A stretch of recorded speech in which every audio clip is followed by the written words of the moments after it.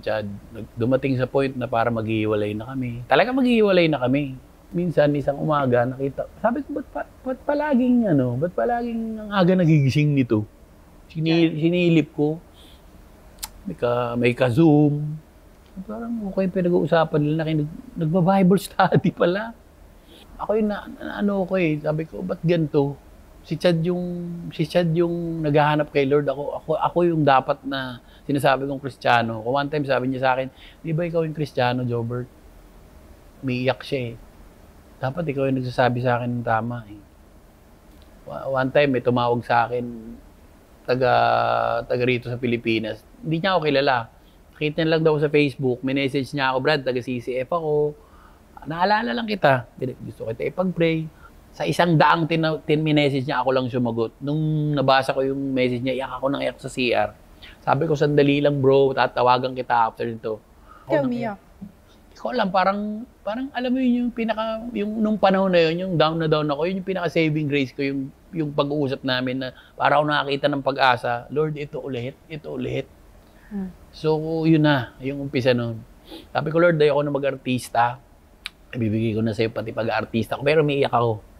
Lord, ayoko nang unahin yung sarili ko. Ayoko nang unahin. Gusto ko, sabi ko, Lord, kung ano yung balak mo sa buhay ko, gamitin mo na ako. Ito na yun. 50 years old na ako eh. Kung ginamit ko yung buhay ko noon sa mga kagaguhan, mga walang kakwenta-kwenta bagay, Lord, gamitin mo na ako. Ito na yun.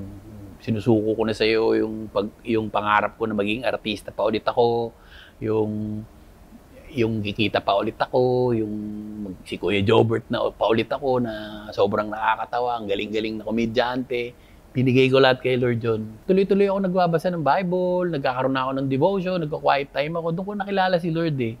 Kasi yung relationship kay Lord, talagang makikilala mo lang si Lord pag hinanap mo siya, pag nag-seek ka talaga kay Lord eh. Kasi nakikipag-usap si Lord sa akin doon. Walang pastor na kasi lockdown eh.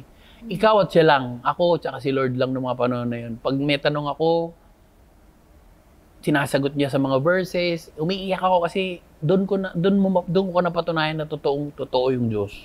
Doon nagbasa ako ng Biblia. Tapos pinauwi niya ako. Sabi niya sa akin, ngayon Bert, na okay ka na sa akin. Anong gagawin mo rin sa Canada ngayon? Kukuya-kuya-kuya ka na naman dito.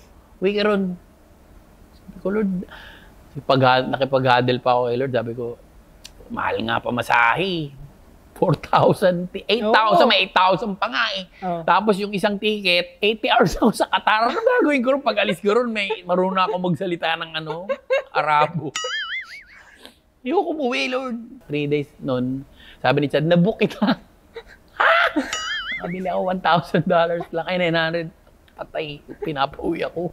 Kahit masama yung loob ko, gusto mo yan, di ba nagdasal ka niyan? Sige Lord, pauwi ako. Natatakot ako pero totoo nga, pinauwi ako. Kanya Lord, pag uwi ko sa Pilipinas, yung mga bakanting oras ko, pag wala akong trabaho, gamitin mo ako ha. Ang nangyari ngayon, baliktad. Lahat ng oras ko ngayon para kay Lord, di ba nag-testimony ako online, pag wala akong invitation sa churches, nagla-live ako, nagpapatotoo ko, di ba? So si Lord na nagpapasweldo sa akin, sabi ko nga, hindi ako magkakaroon ng sasakyan na ganito nung nasa showbiz ako. Wala man ako coaching ganyan eh. Di ba? Paano ka nakabili nga ng kotse mo? Ewan ko ba? Kay Lord, siyempre, di ba? Sabi ko, Lord, gusto mo po, bigyan mo ako ng service. Mag-scooter ako ron sa Pilipinas. So binigyan niya naman ako. Yung natutunan ko sa